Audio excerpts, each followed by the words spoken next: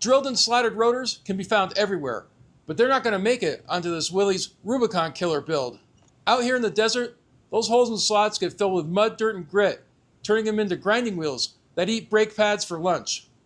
I put together what I think is the best front brake package for a heavy Jeep that gets worked off-road. PowerStop's Extreme Z36 truck and tow brake pads paired with their Geomet-coated solid rotor. Why Z36? One word: thermal fade. OEM brake pads start breaking down and fading at around 600 degrees Fahrenheit. The Z36 carbon fiber ceramic compound is designed to work up to about 1400 degrees without giving up its bite. I've got zero time to waste. I've got 48 hours till I have to drive 700 miles west to Premier West Gears. They'll be doing a full re-gear, installing Eaton lockers, RCV axles, and chrome moly axles in the rear. But this trip doesn't happen unless I get these brakes installed today. There's a ton of friction science behind this setup, and I'll be taking a deep dive into that on muddyrutz.com. But right now, it is crunch time.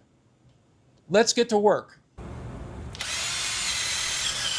Wire brush the unit bearing flange clean. Any rust trapped behind the new rotor causes runout and pedal pulsation.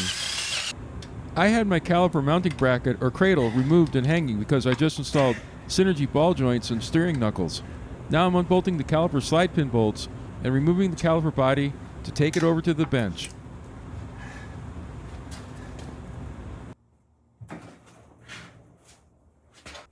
Instead of pushing old fluid and any bad stuff back up into the brake system when I retract the pistons, I'm going to bleed the old fluid out. Attach a catch bottle to the bleeder valve, open the screw, and use a C-clamp over an old pad to press the dual pistons back into the caliper. Don't forget to close the bleeder valve before releasing the C-clamp. That will prevent air from being drawn back into the system. I could just slap new brake pads in and be ready to go in a real quick time, but I want to do a more thorough cleanup on the cradle and the slider pins. That means we'll just have to pull the sliders out and take all the old hardware off, and then give it a good wire brushing. To shoot some brake clean up into that slider bore, you got to be careful so the brake clean doesn't spray back in your face.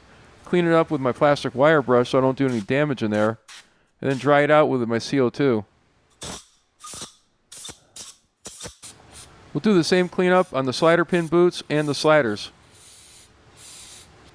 Now we'll get some fresh high temperature ceramic grease on these sliders. Less is more, and don't put any on the end of the slider.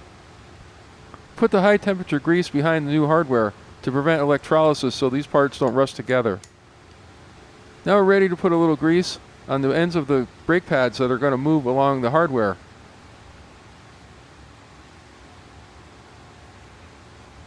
Just make sure not to get any of the grease on the front of the pad. Now I install the pads and I'm ready to go to the next step. I'm painting some anti-seize onto the unit bearing flange. Now I'll mount the new PowerStop solid Geomet-coated rotor onto the hub flange. It gets secured with a factory rotor screw. Reattach the caliper cradle bracket to the steering knuckle. Apply blue Loctite to the heavy mounting bolts and torque to 144 foot-pounds.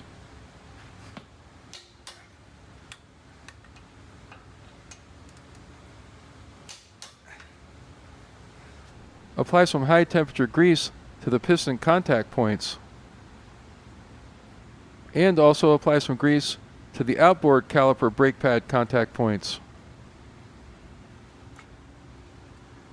Now I can slide my caliper over my new Z36 brake pads. Use some blue Loctite on the caliper bolts. Now we just have to torque the caliper slider bolts to spec.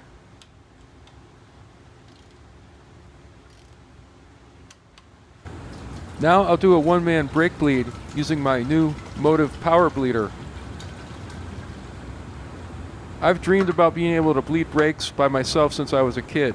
If this Motive power bleeder works out, I'm going to make a standalone video just because I'm so excited about it.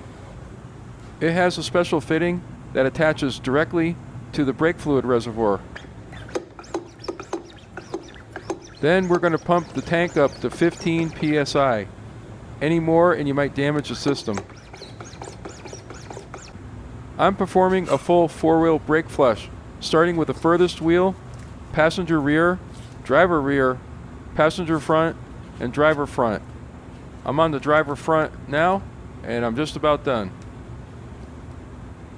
Now I can reinstall the wheels, torque the lug nuts, and execute the PowerStop Z36 pad bedding procedure out on the road. Well, that completes another crucial update in the Willys Rubicon Killer project.